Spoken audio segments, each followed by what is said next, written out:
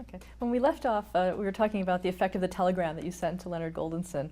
I guess my first question is, did you mean futzing? I mean, did you know that that would have that double meaning? Yes, I mean, it was an expression I had heard on numerous occasions instead of the other word. So I figured I'd try to be a little bit more ladylike, and that was it. Never forget that conversation. So anyway, Elton Rule said, "When can you get your butt in here?" And I keep thinking about the word "but," and I realized that if Elton had said that to me today, had he been alive, and I was, again, not the age I am, I probably would have had a lawsuit against him for sexual harassment. No. He said, "When can you get into the office?" And I said, "When do you want me?" He said, "How about 3 o'clock this afternoon?" And I said, "Fine, I'll see you then." I arrived around 2:45, and his secretary said, well, let me tell him you're here. And so I went into the office just a few minutes before 3 o'clock, and I remember that I was sitting on his couch, and I moved forward, and I grabbed hold of the ends of the seat like this. And he said, "Listen, Rona." And in the office he had with him his head of programming, a man named Steve Mills. And he said, "The bad news is I cannot give you the 6 p.m. evening news because we just don't have 1 minute's time more to put anything else on there. But I can give you the 11 p.m. news." And I remember grabbing a hold of that cushion and saying, yes, I didn't want the 6 p.m. news. I wanted the 11 because I figured by 11 o'clock, people from the studio were home from work. They were just going to be going to bed, and bingo. That it was going to be the best hour that I possibly could get. And I was right. Now, had you ever been on television before? No, and I was awful. Talk about awful. Why they kept me on the air after the first, second, or third day is beyond my comprehension. Well, let's talk about what were those first days like? What did you do? And how about gulped my way? First of all, we had no teleprompters in those days.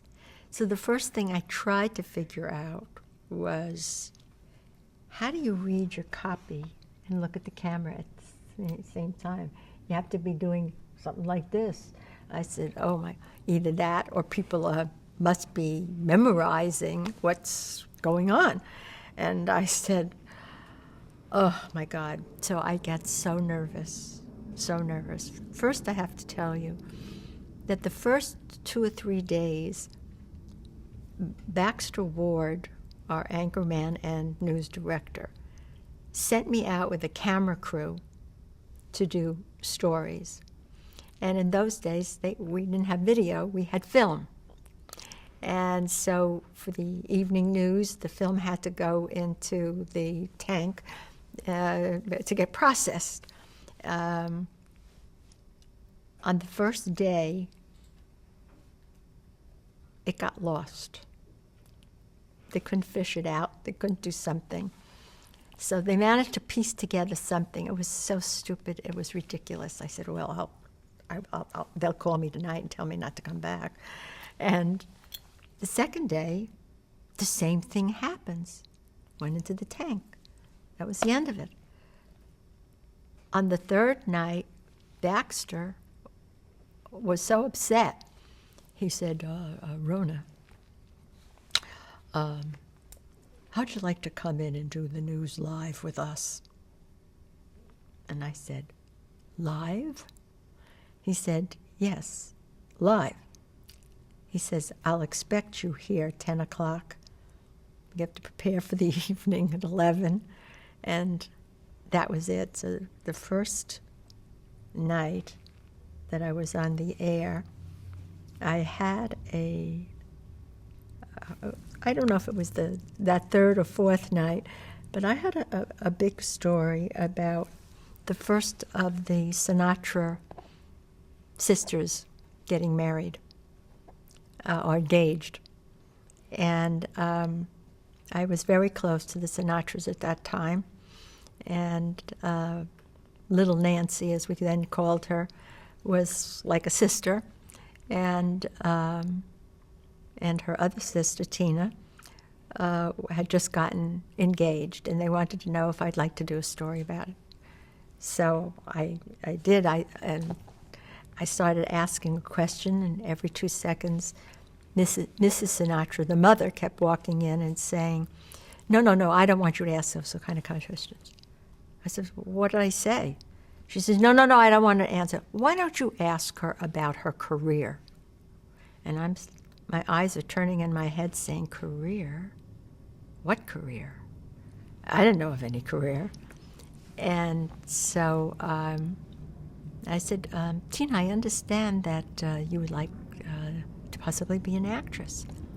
And she said, yes, I'm seriously thinking of an acting career.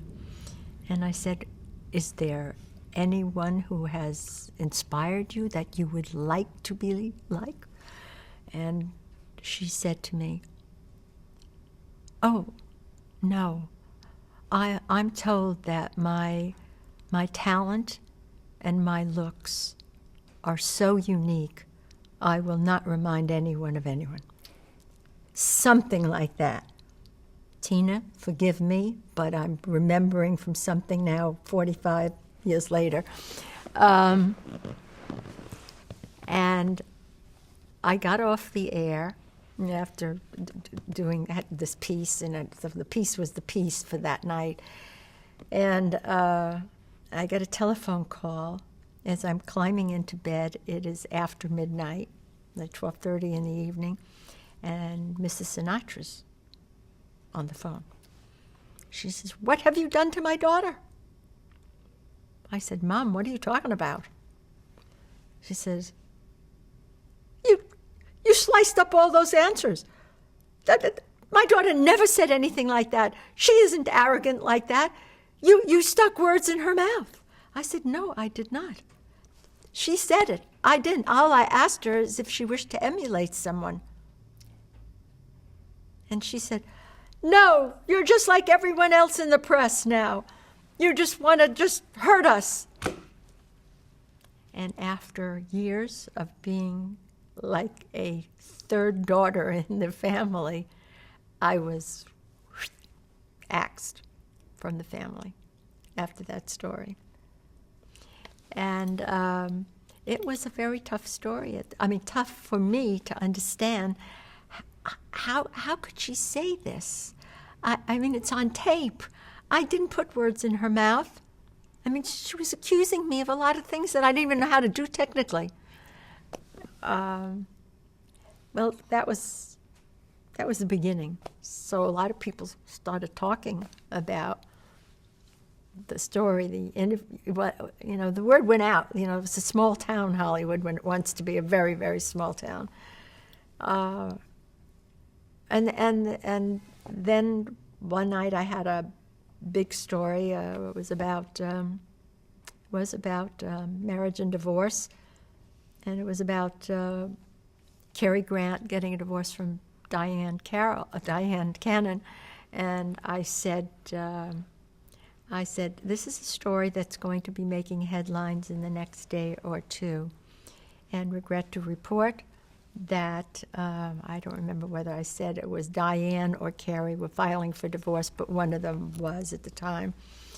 And sure enough, 2 days later, it was a headline story in the LA Times. And so when Baxter went to introduce me, he said, ladies and gentlemen, if you had been listening to our broadcast 2 nights ago, you would have noticed this story headlines, LA Times, that hour late, and that was the moment that he said that Rona Barrett gave us this report. We knew it then. So now I give you, and that was the time he decided to call me Miss Rona, our Miss Rona. He was a Southern gentleman, and it was his way of his expressing that I had joined the group. That if LA Times used the story, it was just as worthy to be on his news as well. That was the job that I had, to cover the big stories that were happening in young Hollywood, etc. And that sort of was the real beginning. Those couple of stories were the ones that it was like going to the water cooler every day. People were starting to say, "Did you hear what that girl said last night?" I mean, it wasn't that they would remember necessarily it was Rona Barrett, but "Did you hear what that girl said on KBC last night?" And after that, the first Nielsen's came in, the ratings on the news, which had been at -1 when I started climbing. And nothing changed on the news except for myself. So, people started taking notice. And nothing was easy. It just wasn't easy. Getting stories wasn't easy. Every night I'd leave the studio and I'd say, what story will come in my lap tomorrow? Where will I find it? I had people hunting. I'd had people all over. I mean, it was important to get a big story and to make sure that it was true and accurate. And anyway, it was a number of years later that ABC decided that they were going to put me on all their 5 owned and operated stations, which was like being on the network. And I did the first Oscar special that television ever had at the time. What did that entail? That entailed, I think that was the one where Warren Beatty,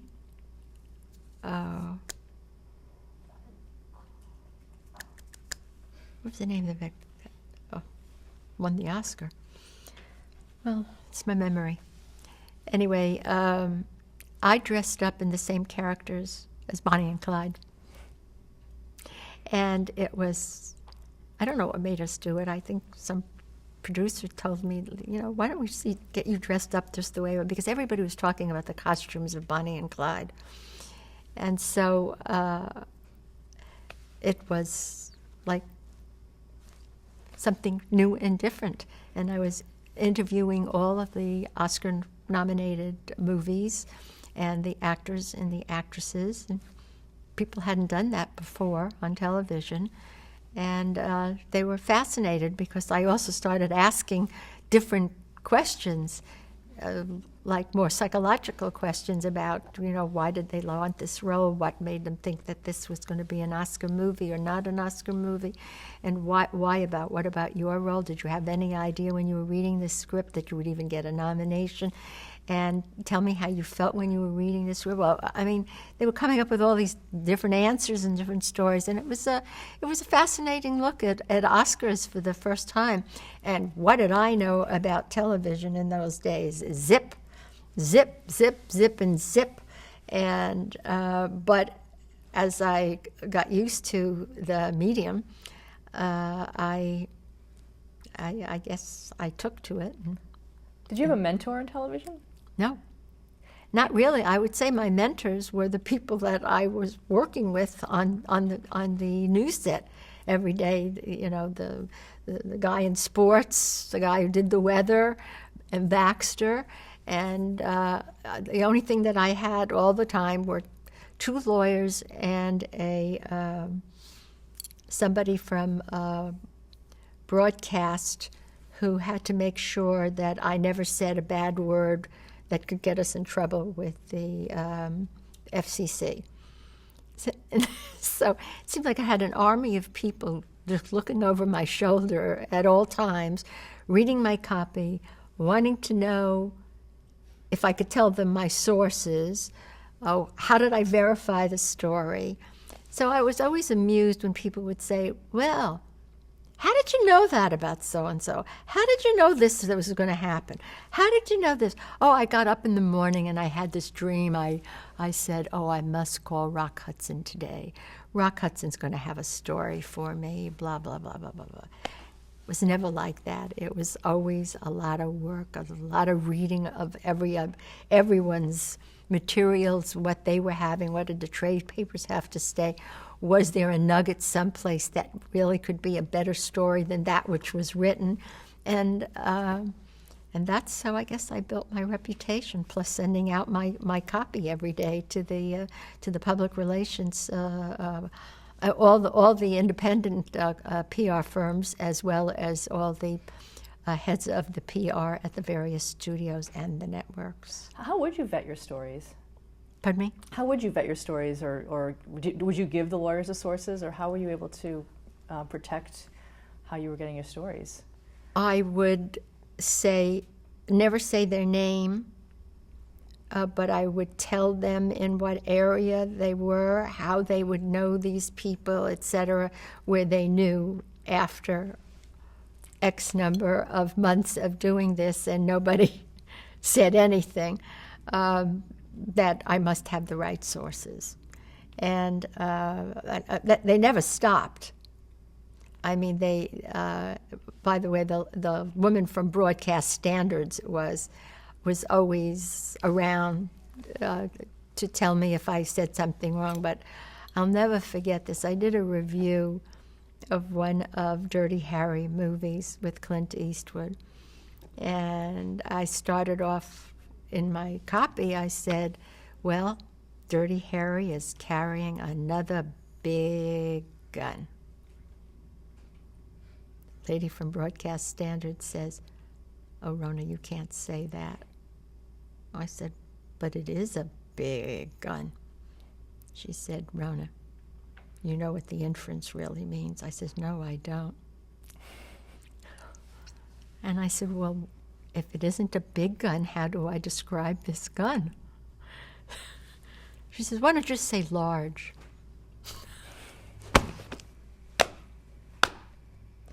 Anyway, it was little silly things like that, but it wasn't sometimes what I said, but how I said it. And so the inference was, Dirty Harry was there with his big gun and all his shining glory. And then, people heard it. They laughed, and they knew what I was saying. And the reputation just started to follow me. Were there ever times where legal actually killed some of your stories or your scoops? Yes. Yes, there were one time in particular that I had a very, very difficult time. But I must say that Leonard Goldenson came to my defense. And the stories that I was reporting had to do with the war between Daryl Zanuck and his son, Dick Zanuck, and what was happening in the boardroom, and who was going to wind up running the studio. And every day it was a continuing story. Something new had happened, and this is what they were saying in the boardroom, and this is what they were saying in the boardroom. And Daryl Zanuck called Leonard Goldenson up, and he said, if you don't take that girl off the air and fire her, I am going to remove every single 20th Century Fox television show from the ABC network. According to Leonard, as he told me the story, he said, I listened and I said to him, Daryl, if she has said something that is libelous or truly incorrect, why don't you just file a lawsuit? And if there's really nothing to it, then why don't you give her credit for having to have some very good sources? He never filed the lawsuit, but it was very touch and go and touch and go. And then I did have another incident about a movie at Universal, and it involved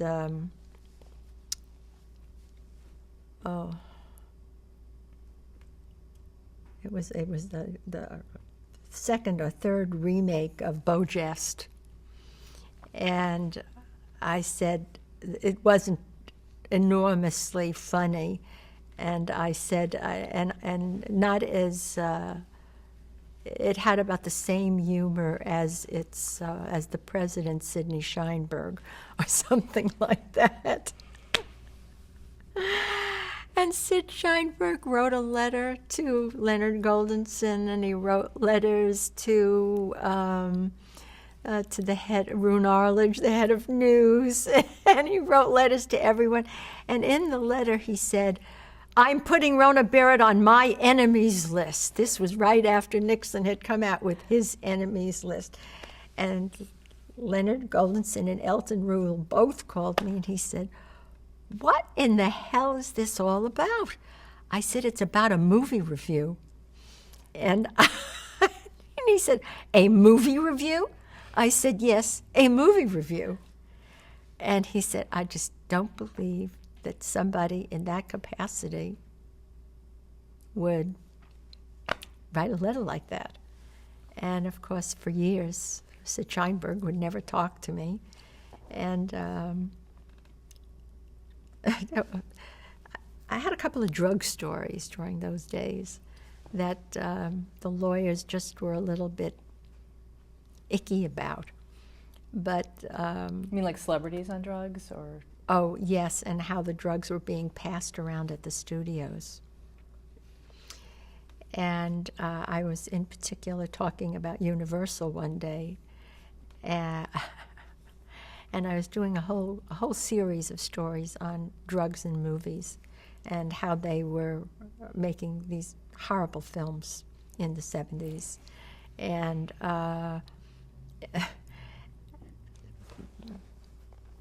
and so Lou Wasserman was watching the broadcast, and he starts calling up Sid Sheinberg and several of his other executives wanting to know, "Did you hear what Rona Barrett is saying about us and everything else?" He says, "We've got to do something about this. This is just not right."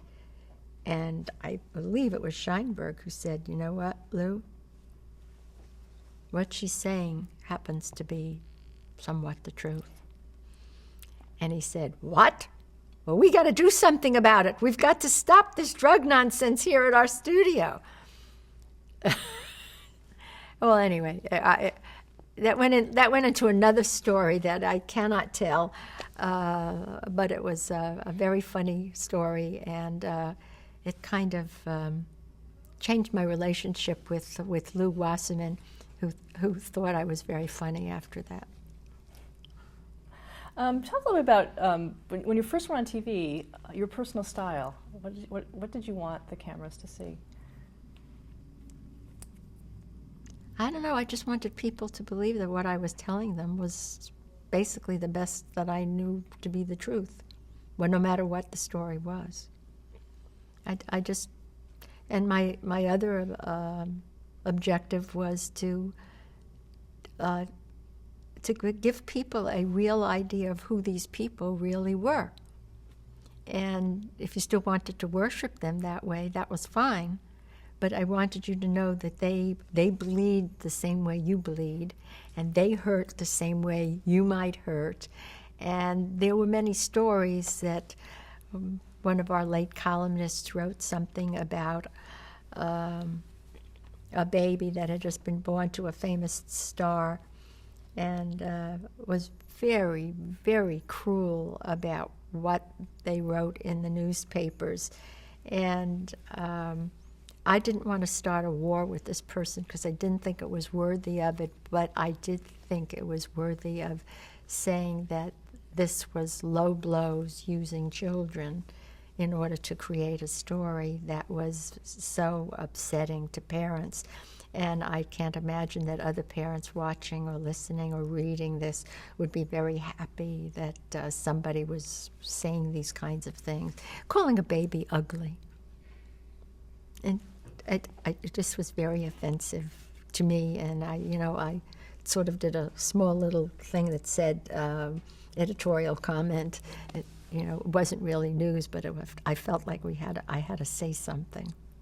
Did you ever have to retract anything that you said on camera? I may have made a mistake once or twice, and I definitely retracted, or if I knew I was wrong, but I didn't have a lot of that. I really did not. And talk about your look. Your look was very unique for television. I don't know, what was it? Your hair and just... I think all of those were accidents. They weren't done on purpose. There were a lot of people who said, "Oh, you should put a hat on like Hedda Hopper has a hat." I said, "Don't be ridiculous." I said, "That was yesterday. This is today. I am who I am." And then I guess when my makeup man put on lashes on my eyes, somehow my eyes stood out bigger than anything. And so people started writing about my fluttering eyelashes. And it wasn't meant to be that I didn't put them on for that reason. It was just that somebody thought that the camera would like the lashes better than my not having lashes on. And that was the makeup man's doing, not mine. And my hair, I was just always looking for a hairstyle that would look attractive. And my mother hated the fact that I was getting gray hair, so she years ago started putting blonde streaks with the peroxide on my hair.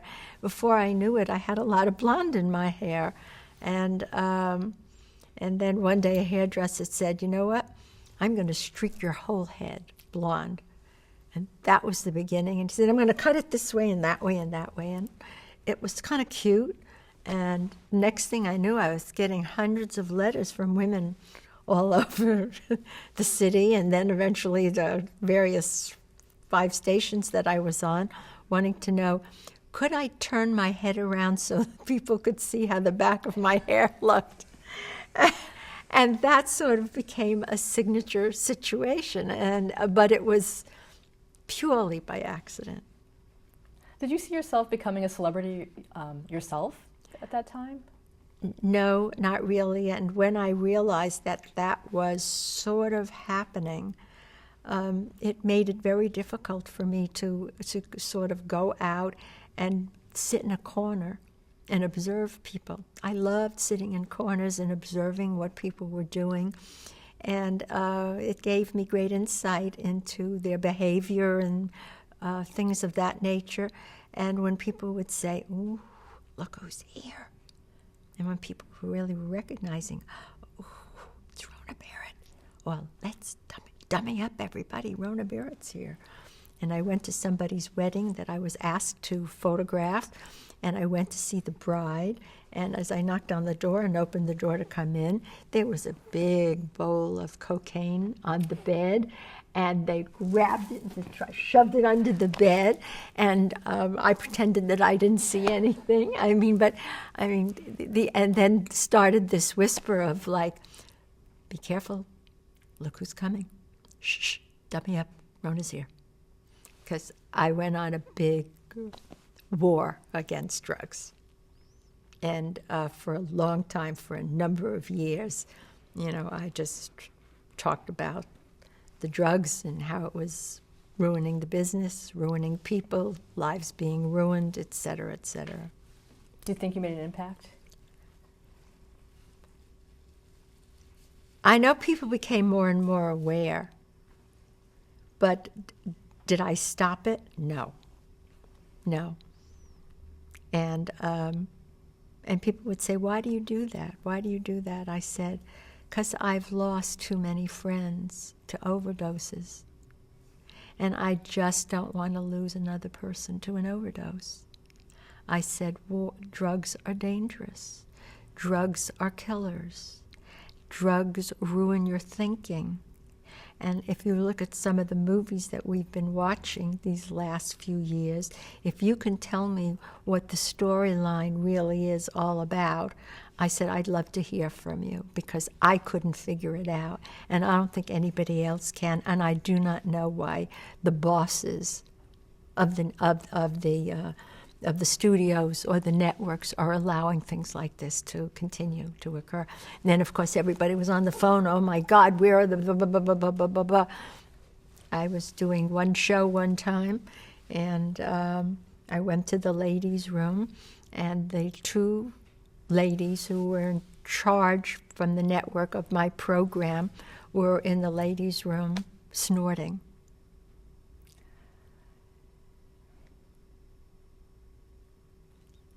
Did you say anything? They saw me, I saw them, and they didn't know whether I was going to report them or not. And all I did was I told one of my people, I says, I can't have this happen. Not when we're doing a show like this that costs several hundreds of thousands of dollars. No, they never got fired. But I never saw them again do anything like that. Certainly, you know. I think when you see death come to people in such a cruel way, and that you were responsible, meaning they themselves were responsible for it, it's very hard not to say something. And then to also be in love with movies and see some of the films that were made at the hands of certain producers, directors, other people on sets who were abusing themselves. I just found it hard to take. Would you ever name names in terms of some of the people that were using? I don't believe in outing. I never believed in it. I believe if somebody wants to come out and say, yes, Julia Phillips sat with me doing an interview, and she, on national television, said she spent $750,000 one year on her drug habit. And everybody in the studio went, ah! But we knew this was the truth. But she had to say it. As long as she said it, it was not me saying it. You had a similar experience with Richard Pryor later on. Yes, he said on television, I said, why is it so important for you to use drugs? And he said, I love it. I just love it. What else is there to say when you say, yes, why do you love it? You know, blah, blah, blah, blah, so forth and so on. You follow up with all of those kinds of questions. And he did the best trying to answer me. And I think a piece of that interview is also somewhere up on YouTube, too. So, but I think that story also, I was able to use that interview after Richard caught fire and ran through the streets, you know, when it was all burned. And I remember reporting the story and taking that clip from that interview and using it at that time. And I says, this is what happened. I mean, I don't remember the exact words, but I remember that's how I used that interview clip. Now, when you would do an interview, did you pretty much own it outright so that you could do something like that and reuse the material? Well, and some of my contracts, yes. But it was part of the news, so yes. And talk about then jumping to Metro Media. You were at ABC stations, and then you went to Metro Media. Mm-hmm. I did. Well, a number of interesting things. What happened was, at one of those big network get-togethers, where all the affiliate stations get together and talk about, you know, what the program's going to be, et cetera, et cetera. They were. One of the station owners or station managers got up and said, I would like to get Rona Barrett on a feed for my station. And somebody else got up and said the same thing. And somebody else then got up and said the same thing. And I believe it was Tom Moore, who was the head of news at that time at ABC, at the network. And somebody was in there, and very good friends of mine. And they called me the minute it was over because Tom reportedly said, "I'd rather drop dead first than ever see what Rona Barrett does on the network." When I heard that, whether it was really true, whether he really used those exact words, it signaled to me that I had to make a move. I always felt that after all the years that I'd been on ABC, all the executives there thought of me as their little sister. And that if I was going to try to elevate myself, that I had to go someplace else. It was too familial. And my lawyer had gotten a phone call from Metro Media and said, if Rona Barrett ever wants to make a move, we'd like to offer her going on 5 similar stations, and we'd like to syndicate her.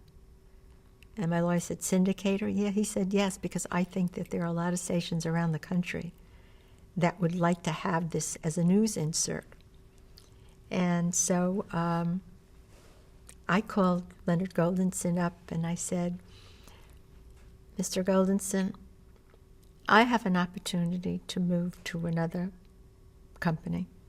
I know my contract is not up here at ABC, but I gather there is no other place for me to go. And I've been offered to be syndicated around the country and possibly around the world. If I moved over to Metro Media, I said, would you consider allowing me to leave? And he said, Rona, are you crazy? You know, he says, well, let me think about it.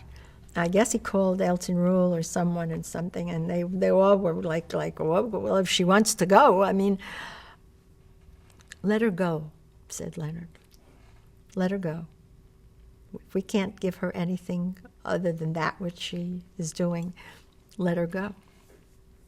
And so I went to Metro Media, and within the first month or so, they had over or close to 100 stations already carrying my news broadcasts. But in those days, we didn't have satellite, so you had to, like bicycle the tapes around the country. And so when I had some big exclusive, I would notice that in New York City, by the time New York City would get my tape, my stories, which were already seen like in a smaller outlet in New Jersey or Buffalo, New York, or something like that, all the newspaper people were carrying my stories in the New York papers. And I just, I couldn't get a break. I couldn't get a break, I mean, and, but it was an interesting move to make. And I learned an awful lot from George Putnam, with whom I had my fiery moments on that station at Metro Media in Los Angeles. What kind of moments are you talking about? Well, I was reviewing The Godfather, and George accused me of loving gangsters and being too friendly with all of them and things of that nature. I said, you mean just because I gave a good review to a superb movie, you are saying these things about me? And it went on, and finally, I mean, we just couldn't even be on this, in the same studio at the same time. It was terrible, really terrible. And so I said, I'm not going on the air, just not going on the air. He apologizes to me. And he was making remarks on the air about me. And so Chuck Young, who was the general manager of the station, called me up to his office one day, and he said, "Rona, how do we stop this? How do we stop this nonsense? This is ridiculous."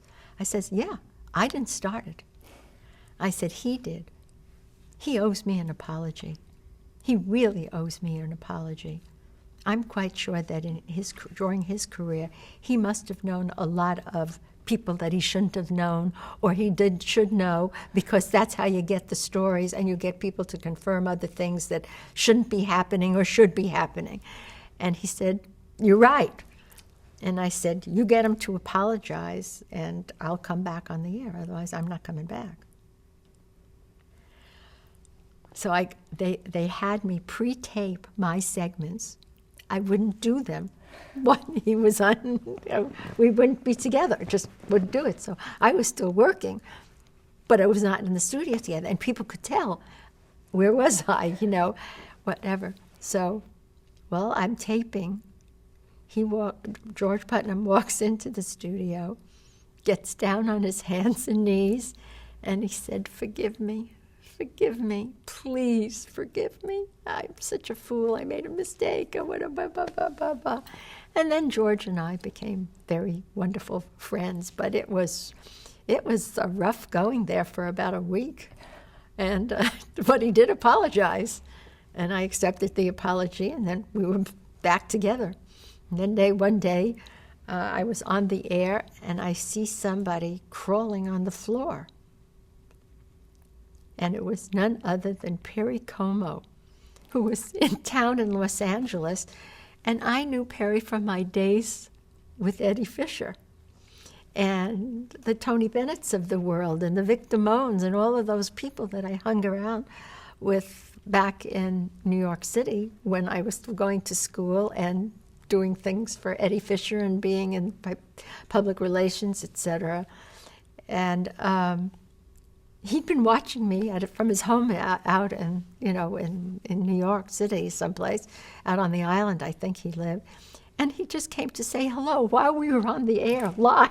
And he's crawling along the floor, and suddenly I feel somebody going like this to my leg, and I looked down and I said, "Perry Como," and it was a moment that was funny little silly things like that would happen. And that made it to the air? Oh, sure. I think it did anyway. What was the format of your segments? Like a regular news segment, like the sports was, or like the weather was, or it was now time for, and everybody was calling me, our Miss Rona. Miss Rona's report from Hollywood. Do you feel people were taking you seriously, especially news people? No, not really. Not all the time. Not until later on. When I went on Good Morning America, or when we started Good Morning America, that's when everything began to change. Okay, yeah, we'll get there. Huh? We'll get there in a moment. Yeah. But also, at that point, too, when you were with Metro Media, you also had kind of a magazine empire going. Yep, I did. I had a wonderful magazine empire going. Stupid though I was not to continue with it, but I had it for 11 years, I believe it was. Why didn't you continue? I wanted to be respected by the news division, and I thought the magazines were hurting my image of that respect, instead of looking at it as a business venture. And being a businesswoman as well, I so want to be accepted by the news department that I was willing to give up that empire just so the Rune Arledges of the world would accept me. Were you very hands-on with the magazines? Sometimes yes, sometimes no. I always read them in their brown form, red lines, brown lines, and I could always make changes, and I always was making suggestions. And much of, a lot of my interviews would be in the centerfold section of the magazine. And that gave real legitimacy to the magazine because they were real interviews and done on tape and just transcribed, etc. So it gave greater validity to what we said and wrote in the magazines. But our magazine was much more about pictures. A picture says 1,000 words, and we were always looking for great photos. And then I had 2 or 3 great editors over the years, and they all had great senses of humor. And so the captions on many of these pictures were just kind of really precious and had a lot of double entendres to them. And I readily admit that the gay world found me and just fell in love with me. That I have appreciated them forever and ever because they gave me a fan base, and that was similar to what Judy Garland had or somebody like that. And they've been wonderful throughout my career. What do you think they see in you? Somebody who tried to tell the truth and somebody who tried to make them feel that they weren't alone. You know, my struggles and were their struggles, not the same struggles, but a different kind of struggle. And they sensed in how I interviewed people that that's what I was aiming for. And I remember when I later on put out my first little DVD, and there was a big opening at someplace here in LA. About 150 people had come to get their first copies of it, and I would say that 90% of the audience were made up of gay men in particular, and each one as they came up said something to me that I just couldn't believe what they were saying to me, because so many of them said, "You saved my life." I said, "What do you mean I saved your life? Did you try to kill yourself or something?"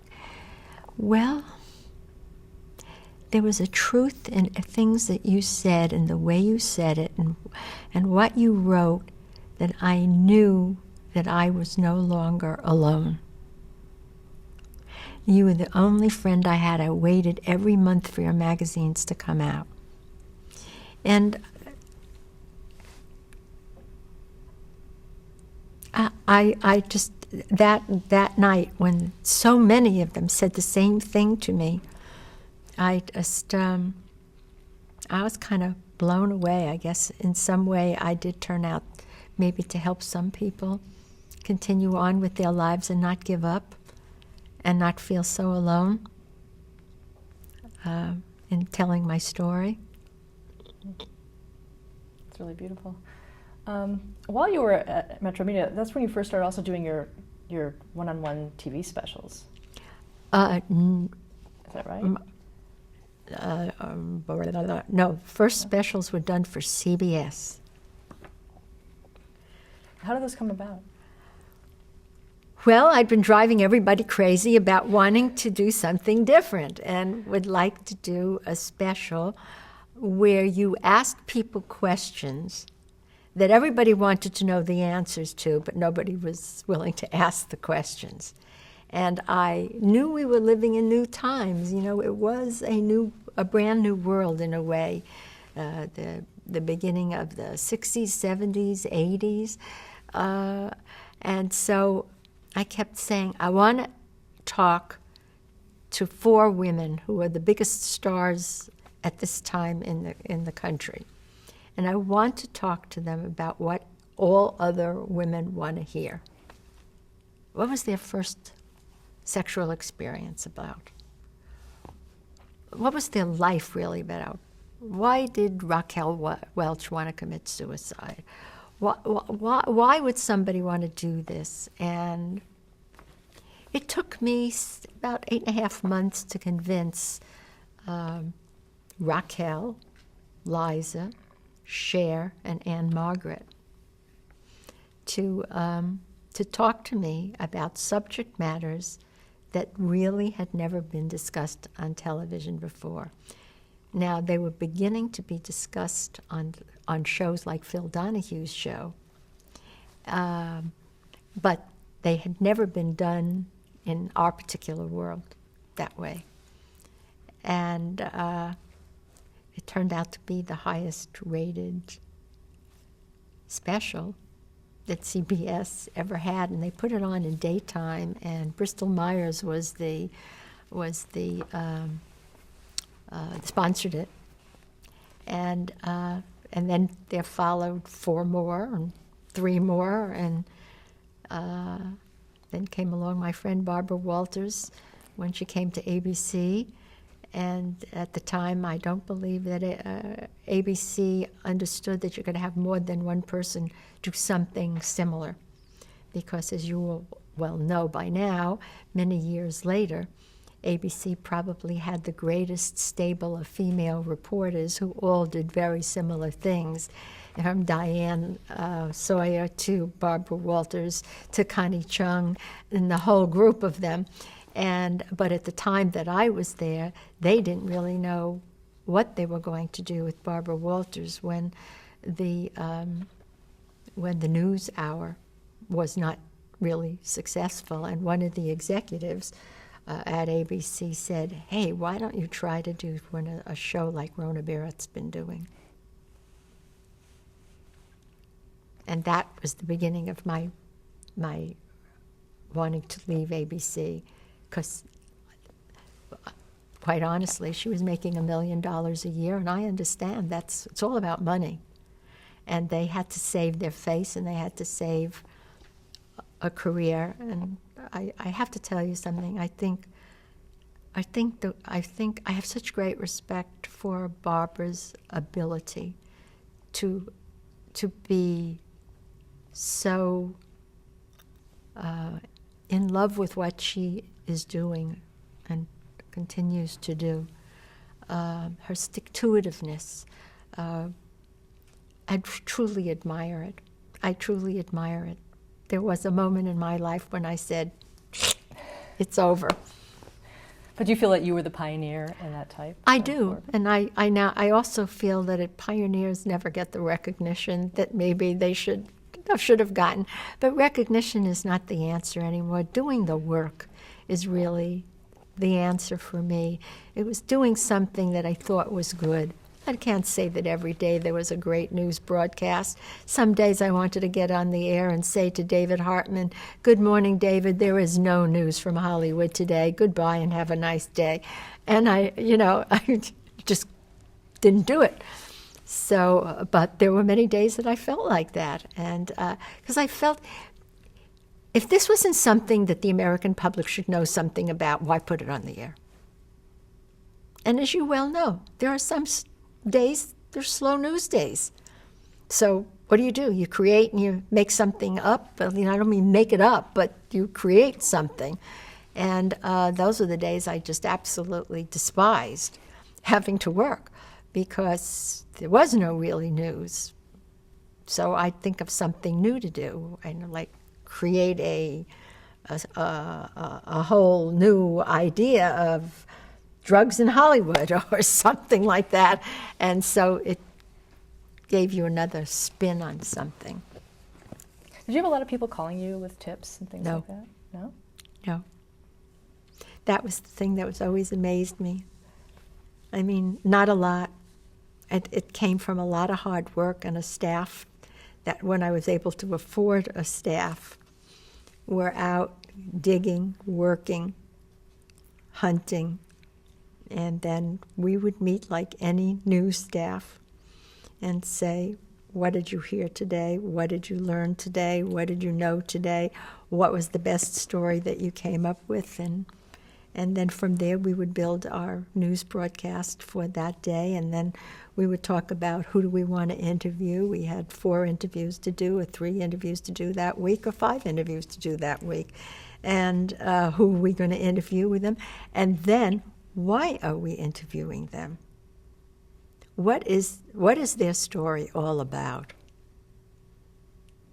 It was a very different time. I mean, there weren't cell phones and people tweeting and things like that. How did you guys get your information? I mean, what was the process? We all had sources and friends that we made, and contacts that we had, and people that we called. And that's how you would learn something, and then you had to make sure that it was really true. And so sometimes, one of the things, the real great big lessons I learned from my days back with the Sinatras and what happened to me with them, is that it was much easier not to be close friends with the celebrities themselves, but to have sources who knew them and my ability to call them to verify a story, than for them to give me the story, or I having been privy to the story because we were friends. And that was a great big lesson to learn. Did people try to fake you out and try to feed you false stories? I would imagine several did, but they never proved to be true, so we never used them. Did you ever tip off someone that you were going to report a story? Yes. Well, not tip them off. I was going to say, I have this information, and I would like to verify it. And I had one major star. He happens to be gone now. I called him up and I said, I understand that you have been to see your lawyer about getting a divorce from your wife.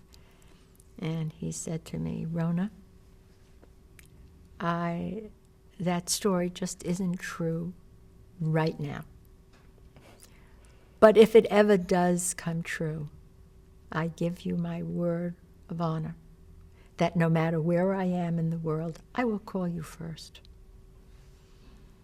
And sure enough, like 8 months later or so from France, I got a long-distance phone call, and I was told that the story that I once asked him about is now true. And I said, may I use it? And he said, yes, I'm telling you, you can use it. So I made the slight mistake of saying so-and-so called me from France and confirmed to me today that this is going to happen. And the truth of the matter is this superstar had asked one of his friends who was on the set to please call me and to tell me that it was okay to use the story. I took it as being the star willing to admit that this was happening. The star was very upset with me that I said that he specifically called me. I didn't use the word specifically, but I said that he verified. And the lawyers didn't find anything wrong with that, but he was very upset with me for quite some time. You eventually made up? We began talking again because sometimes I gave his movies very good reviews. Okay, let's stop there to change the tape.